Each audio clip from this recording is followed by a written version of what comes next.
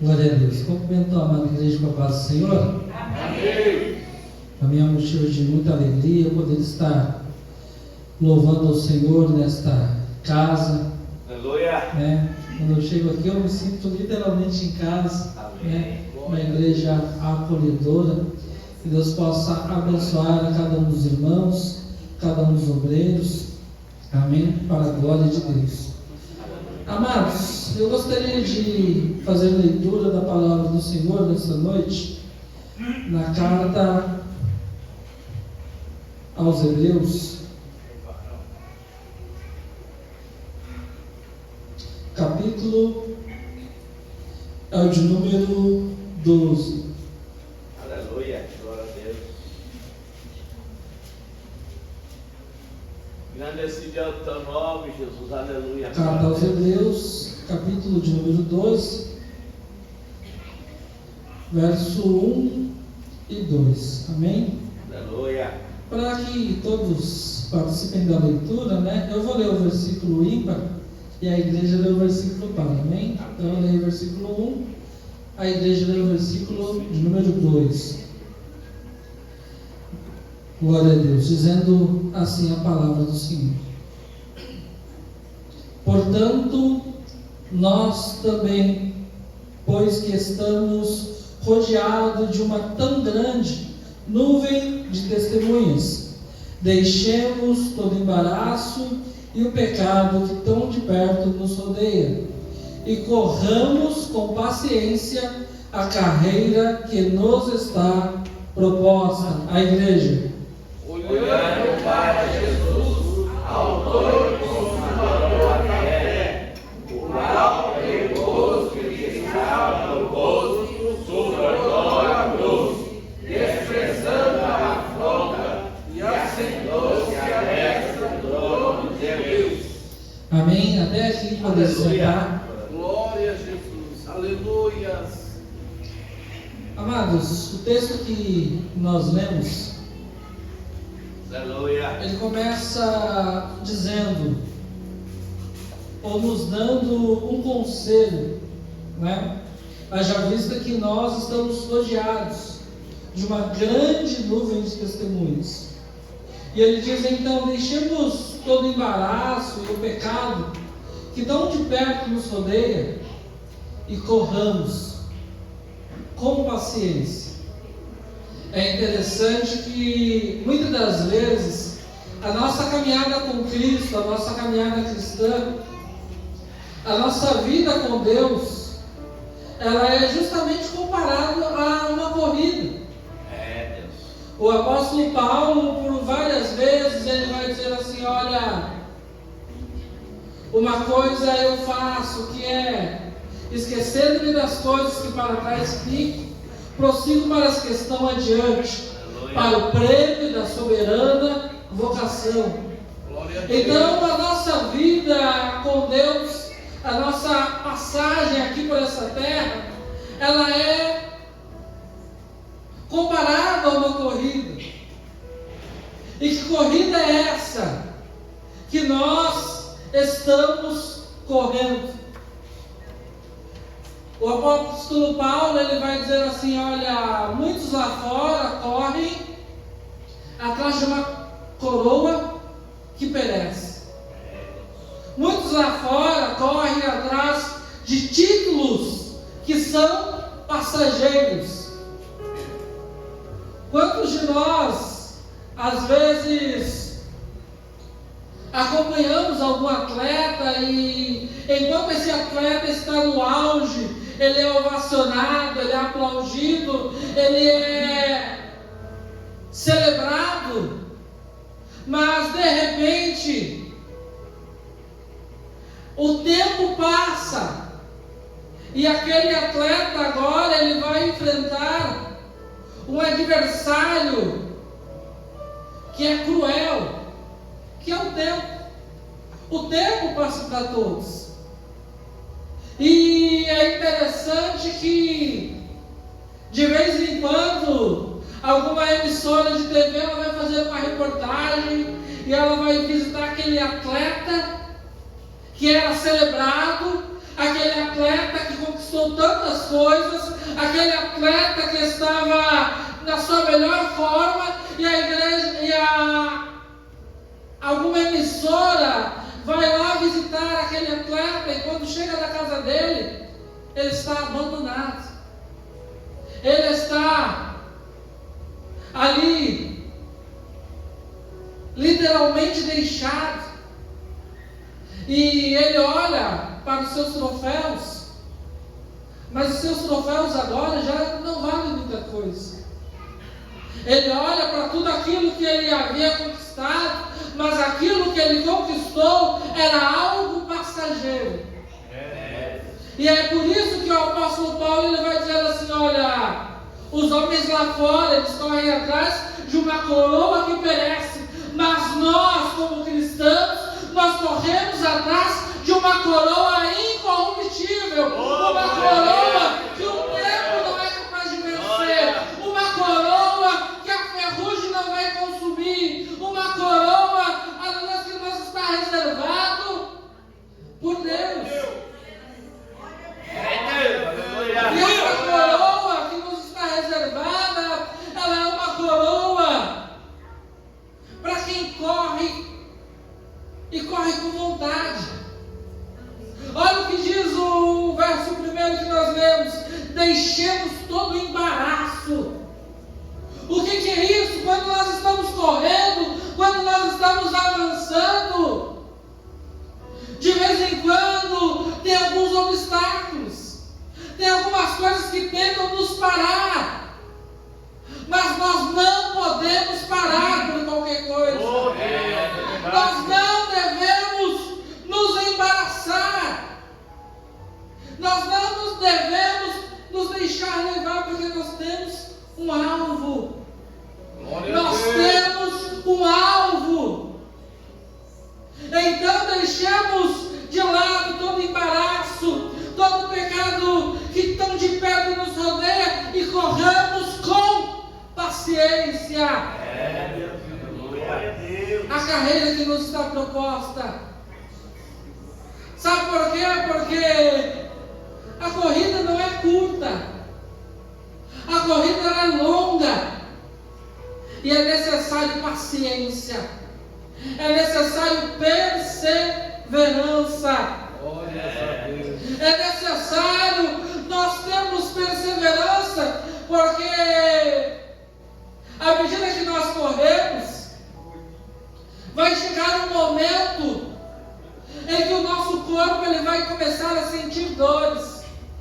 Vai chegar um momento, principalmente se você não está acostumado a correr, e você quer correr, e você começa a correr, de repente até a respiração começa a queimar. Quando você puxa o ar, parece que está queimando a sua garganta. Por quê? Porque o seu corpo ele quer desistir.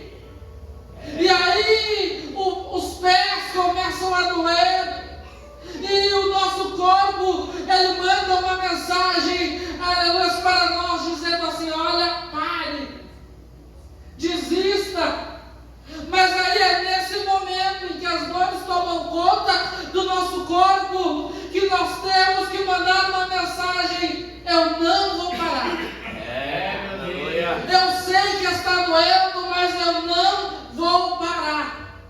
Eu sei que a caminhada é longa, que a corrida é longa, mas eu não vou parar. E nós avançamos, e nós corremos. E olha que interessante, o capítulo 12, na verdade, ele está interligado com o capítulo 11. Por quê? Porque ele diz assim: olha, portanto nós que estamos rodeados de uma grande nuvem de testemunhas. Que nuvem é esta de testemunhas? Quem são essas testemunhas que estão olhando para nós? Quem são essas testemunhas que têm algo a nos ensinar? E é interessante que quando nós vamos para o capítulo 11, o capítulo 11 vai falar de uma galeria chamada Galeria dos Heróis da Fé. São atletas como eu e você. São pessoas que vieram antes de nós, correram a mesma corrida e alcançaram a coroa. E agora eles estão na arquibancada da vida, enquanto nós estamos correndo, e eles estão ali, eles já alcançaram. E aí, à medida que nós vamos correndo, nós olhamos para esses heróis e nós nos espelhamos. É interessante que quando nós vamos correndo, nós vamos encontrar, por exemplo, no capítulo 11, no verso 4, um atleta, um herói, por nome de Abel. E a palavra do Senhor, no capítulo 11, no verso 4, da carta aos Hebreus que nós lemos, vai dizer assim: olha, pela fé Abel ofereceu a Deus maior sacrifício do que Caim, pelo qual alcançou o testemunho de que era justo, dando Deus testemunho dos seus dons, e por ela, depois de morto, ainda fala. Então olha que interessante. Abel, ele era um jovem, e ele tinha no seu coração a vontade de adorar a Deus. Ele tinha tanta vontade de adorar a Deus, que ele não queria adorar a Deus sozinho. Ele convidou o seu irmão e falou assim: olha, vamos oferecer para Deus um sacrifício, vamos oferecer para Deus uma oferta. E você conhece a história. Abel oferece uma oferta, a oferta de Caim é rejeitada, de repente Caim se levanta contra Abel. Mas o importante é que aqui no verso 4 diz que, mesmo depois de morto, a oferta de Abel ainda fala. Glória a Deus. Mesmo depois de morto, a oferta de Abel ainda fala.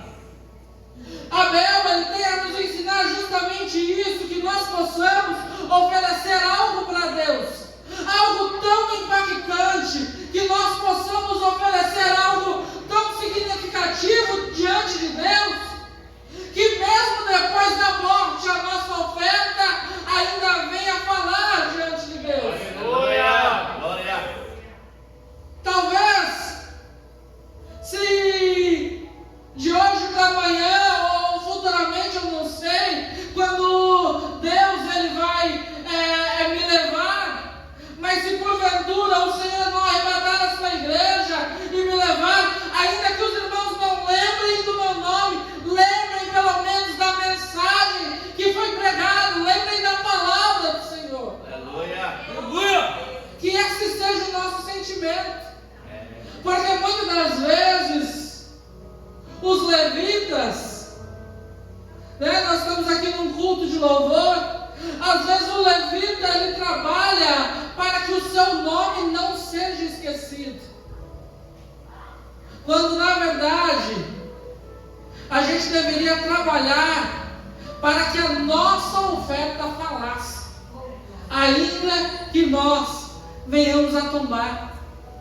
Que a nossa oferta diante de Deus, ela venha permanecer como testemunho. Para que algum dia alguém fale: olha, eu não sei quem cantou, mas eu sei que eu fui tocado através daquele louvor. Eu não sei, aleluia, quem levantou a oração, mas eu sei que no momento daquela oração eu fui curado. Eu não sei, aleluia, quem estava ministrando, mas eu sei que aquilo que foi ofertado tocou o coração de Deus. E aí, nessa corrida, nós vamos encontrar, por exemplo, no verso 7, nessa galeria, que vai falar assim, capítulo 11, verso 7: pela fé, Noé, divinamente avisado das coisas que ainda não se viam, temeu para a salvação da sua família. Glória a Deus. Preparou uma arca pelo qual condenou o mundo e foi herdeiro da justiça, que é a segunda fé. Aleluia. Então olha só que interessante. Noé, ele foi avisado de coisas que ainda não se viam. Ele temeu e isso salvou a sua família. Glória a Deus. Aleluia. Glória a Jesus. Aleluia. Nós não andamos por vista. Aleluia, Pai.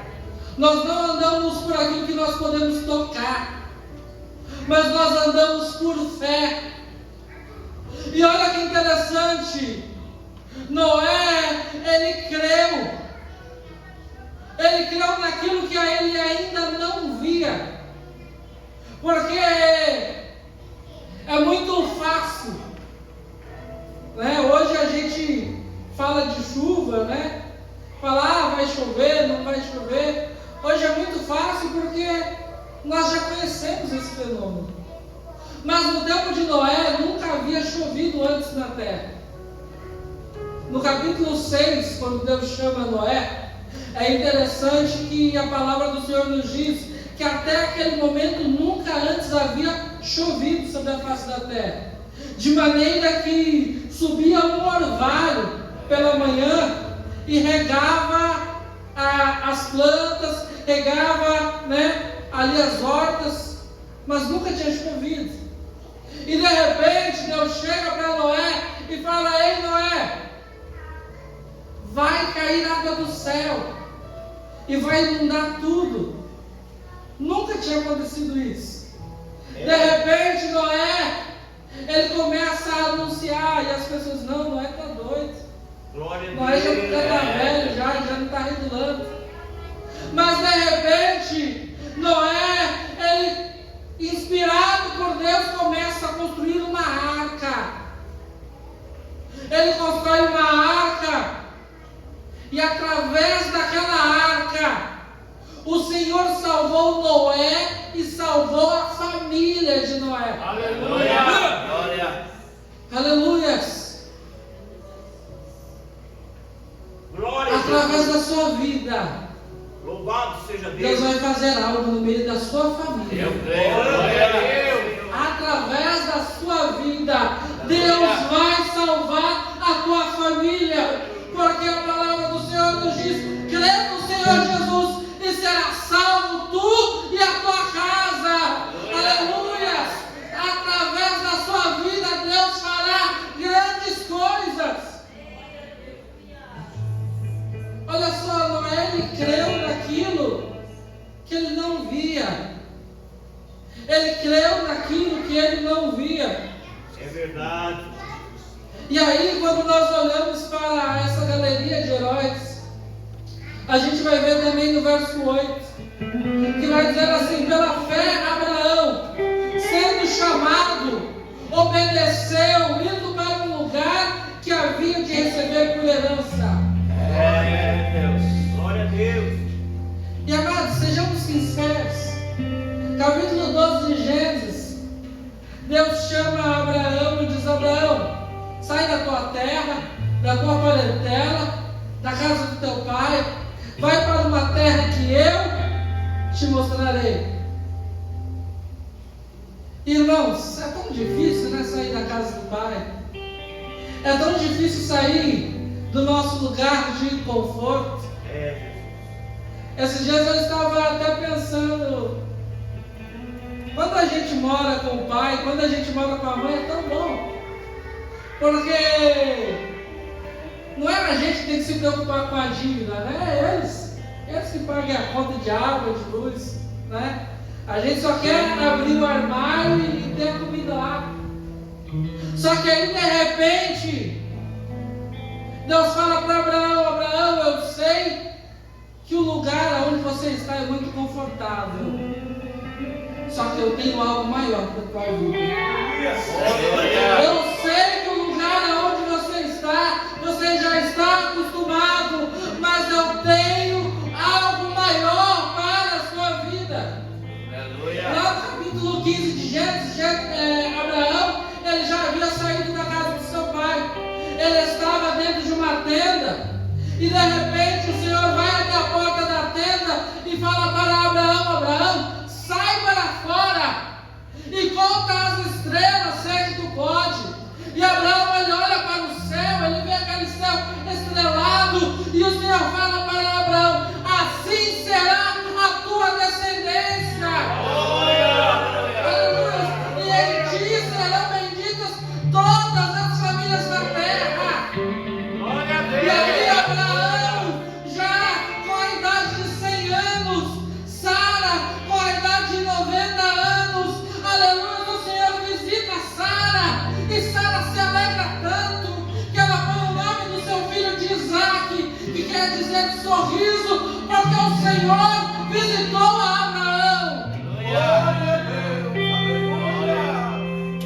E aí a gente está correndo, e a gente está dizendo assim: ah não, eu vou desistir da minha corrida, porque o Senhor me prometeu, e já faz 1 ano não se cumpriu. O Senhor me prometeu, e já faz 2 anos que se cumpriu. Mas de repente Abraão está lá na arquibancada, e ele está falando: ei meu filho, não desiste, porque eu também já corri essa corrida, e eu venci.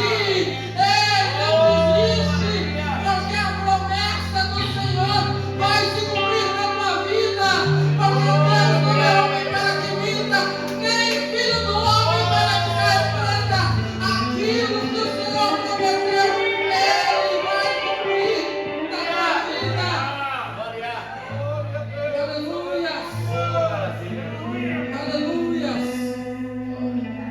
Olha que interessante. Abraão, depois de ter ali o seu filho Isaac, vai dizer assim em verso 20 da carta aos Hebreus, capítulo 11: pela fé Isaac abençoou Jacó. E aí no verso 21 vai dizer: pela fé Jacó, próximo da morte, abençoou os seus filhos. Aleluia. E no verso 22 vai dizer: pela fé José, próximo da morte, fez menção da saída dos seus filhos do Egito. Ou seja, Abraão abençoou Isaac, Isaac abençoou Jacó, Jacó abençoou os seus filhos, especialmente José, e José também abençoou.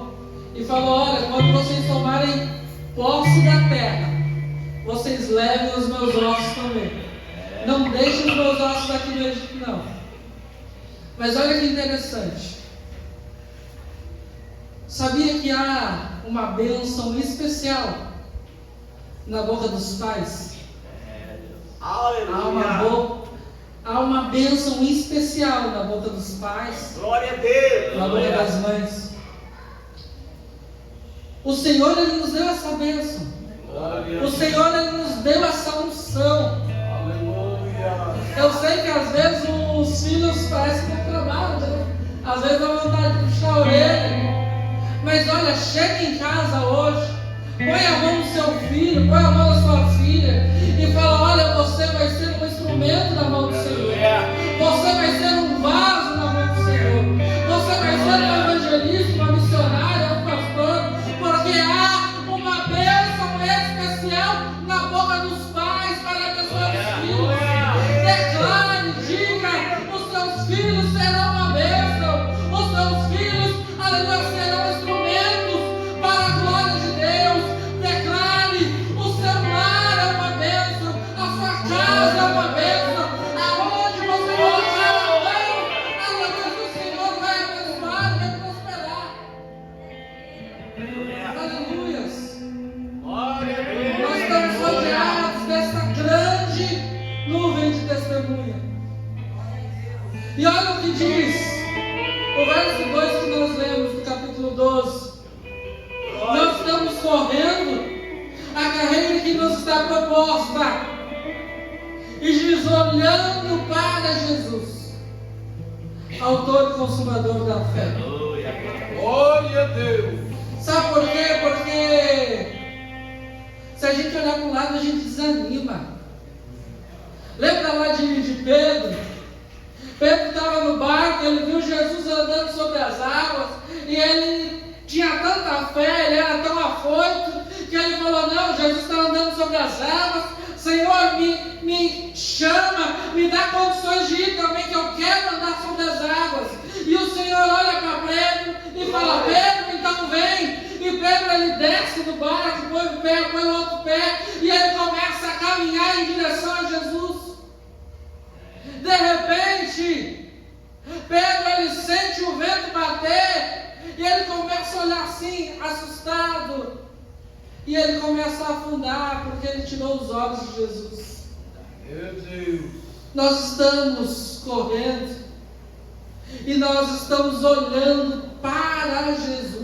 Aleluia! É para Jesus que nós temos que olhar. Glória a Deus! É para Jesus que nós temos que olhar, porque Jesus, ele é o autor e consumador da nossa fé. Glória a Deus! Na carta aos Hebreus, capítulo 11, tem uma galeria de heróis.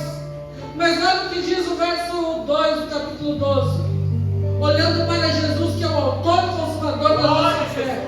Ele é o nosso maior exemplo, porque o qual, pelo gozo que lhe estava proposto, suportou a cruz, desprezando a afronta, e assentou-se à destra no trono de Deus. Então Jesus, ele é o nosso maior exemplo da nossa caminhada. Por quê?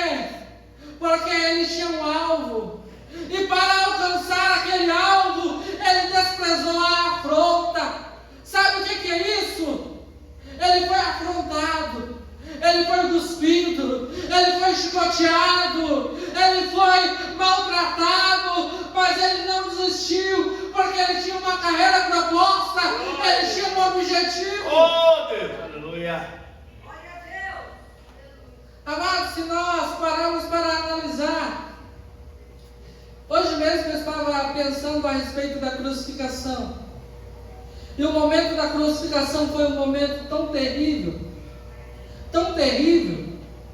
porque Jesus, ele chama os seus discípulos para ir até o Getsemane, e quando ele chega no Getsemane, ele fala para os discípulos: olha, eu quero que vocês orem comigo. Jesus amado. E Jesus vai até um pouquinho mais adiante, chama os discípulos mais íntimos. Só o Senhor é E Deus. ele diz: orem comigo.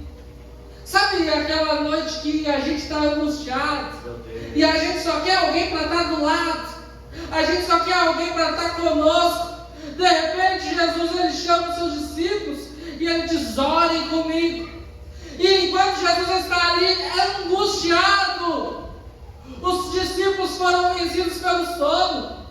E aí Jesus vai olhar para os discípulos, e ao invés de eles estarem orando, eles estão dormindo. Sabe por quê? Porque às vezes a gente tem que entender isso, né? Às vezes as pessoas não têm a mesma sensibilidade. E se o problema é nós, o outro, ele não vai perder o sono. E aí a gente só quer um amigo, mas muitas das vezes o amigo não sente a mesma coisa que nós sentimos. E aí Jesus está ali orando. A palavra do Senhor vai nos dizer que a tensão que tomou Jesus, ela era tão grande, tão profunda, aquela angústia, que Jesus, ele vai entrar no estado de hematoidose. O que é isso? As fibras veias que estão sobre a pele ali, elas se rompem devido à tensão que era tão grande, de maneira que o sangue de Jesus se mistura com o suor e cai sobre a terra. Jesus está angustiado, e naquela angústia Jesus, ele vai fazer uma oração, e ele vai dizer: Pai, se possível for, afasta de mim esse cálice. Só que aí eu imagino que Jesus, naquele momento, ele teve uma visão. Glória a Jesus. Ele viu você. Aleluia. Ele viu você. E ele sabia que ele deveria passar por aquilo, por amor a você. E aí ele diz: Pai, se não for possível, então seja feita a tua vontade. Porque eu tenho um povo para comprar, eu tenho um povo para resgatar. Aleluia, aleluia. E aí Jesus, ele vai ser levado preso, vai passar por um julgamento terrível, um julgamento armado. Depois daquele julgamento ele vai ser açoitado. Glória a Jesus. Foi um chicote por nome Azorrague. Ele era um chicote com 12 tiras de couro. Na ponta de cada 12 tiras, de cada uma daquelas tiras, havia um pedaço de osso, de maneira que quando um soldado chicoteava, aquele osso ele cravava na pele, e quando o soldado puxava, ele vinha cortando. E Jesus passou por tudo isso. Jesus, ele leva ali o patíbulo, que era uma parte da cruz. Ele tem que arrastar pela via dolorosa até chegar no Monte Caveira. Quando Jesus ele carrega, o peso daquela cruz está muito grande, de maneira que eles constrangem um tal Cirineu. E esse Cirineu ajuda Jesus a chegar no Monte Calvário. Quando chega lá, eles deitam aquela cruz, eles montam aquela cruz. Aleluia, e eles atravessam a mão e os pés de Jesus. E olha que interessante, capítulo 2, verso 2 que nós lemos. Jesus suportou a cruz, desprezou a afronta. Aleluia. Mas ele saiu vitorioso. Ele saiu vitorioso. Ele saiu vitorioso. Aleluia. A carreira que nos está proposta. Às vezes nessa corrida nós vamos passar por momentos de dor. Às vezes nessa corrida nós vamos passar por momentos de solidão. Porque quem está correndo, muitas das vezes, corre sozinho. Corre sozinho, porque nem todo mundo consegue correr no mesmo ritmo. Nem todo mundo tem a mesma perseverança, mas ser fiel até a morte e dar-te-ei a coroa da vida. Ser fiel até a morte e dar-te-ei a coroa da vida. Aleluia. Olhando para Jesus. Glória a Jesus. Olhe para Jesus nessa noite. Aleluia, Jesus. Você não vai parar. Você não vai parar. Porque Deus tem algo grande na sua vida. Glória a Deus. Deus tem algo grande para fazer na sua vida. Aleluia, Deus. Aleluia. Glória. Aleluia. Se coloque de pé. Eu quero orar com você. Hoje o Senhor ele renova as suas forças.